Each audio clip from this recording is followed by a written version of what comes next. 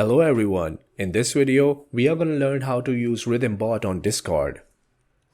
Open the Discord website.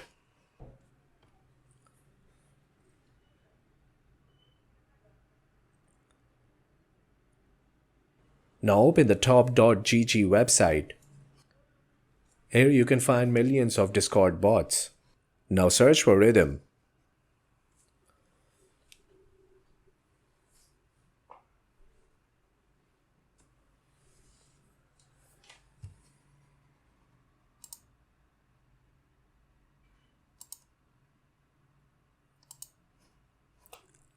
Now invite the Rythm bot.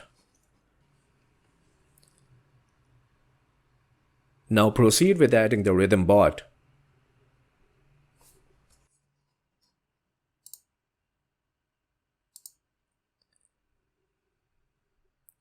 And it's done. Easy, right? Don't forget to subscribe. See you next time.